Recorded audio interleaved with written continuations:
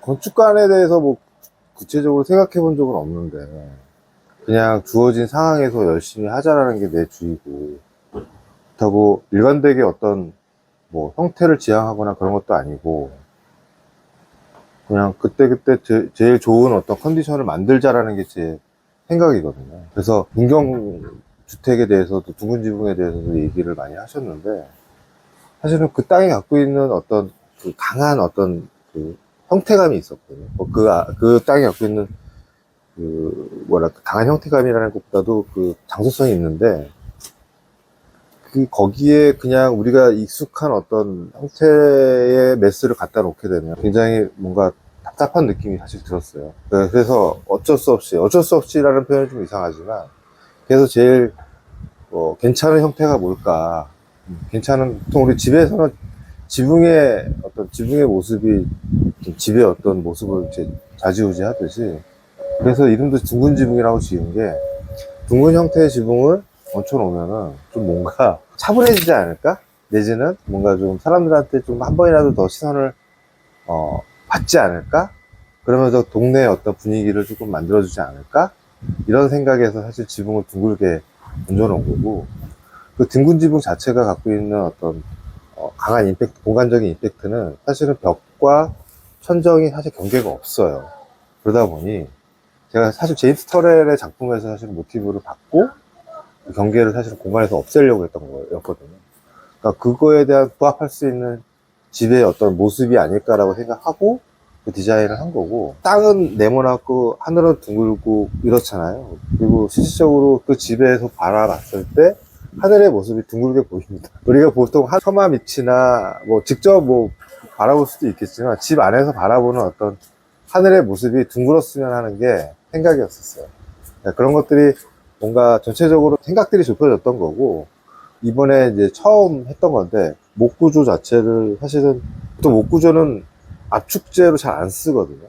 아치를 만들기 위해서 나무를 8등분을 쪼개서 세그먼트화해서 그걸 아치로 둥글린 다음에, 그걸 양쪽에서 이제 OSB 합판으로 보강해가지고 쉽게 얘기하면 리브를 만든 거예요. 그 리브를 각 이제 쉽게 얘기하면 석가래로 다 엮어가지고 이렇게 볼트 구조를 만든 거죠.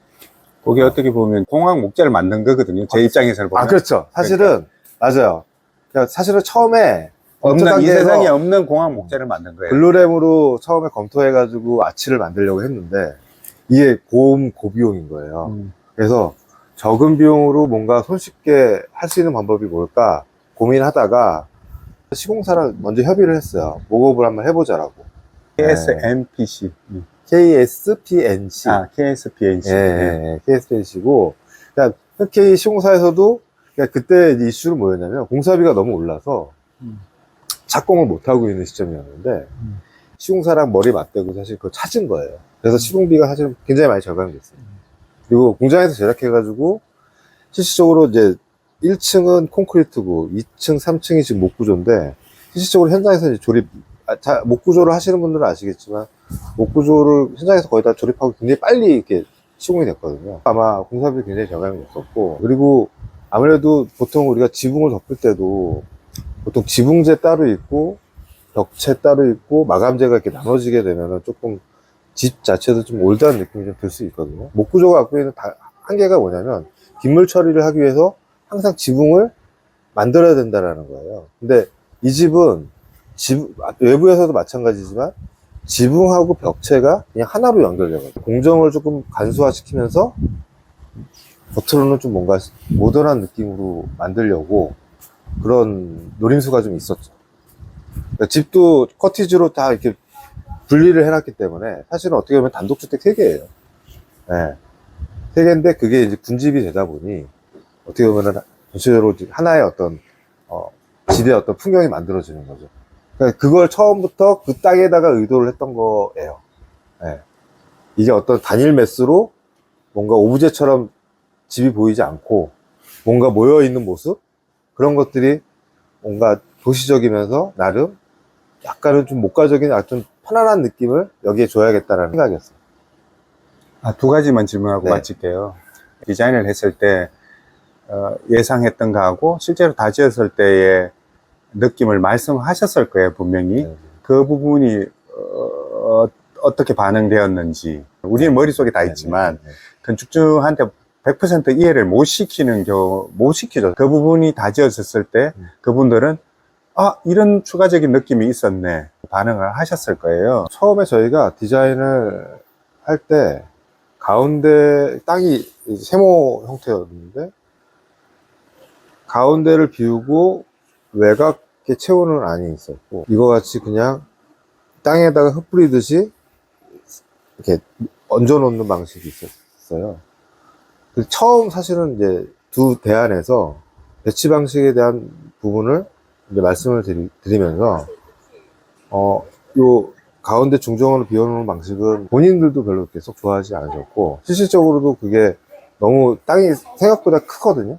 그래서 좀 어렵겠다라고 판단을 했었고 그게 어쨌건 땅을 가득 채우는 방식일 수 있는데 어떻게 보면 좀 이렇게 나란히 이렇게 세 채를 놓은 것처럼 보이는 지금의 모습이 이 땅에는 훨씬 더 잘 어울렸습니다.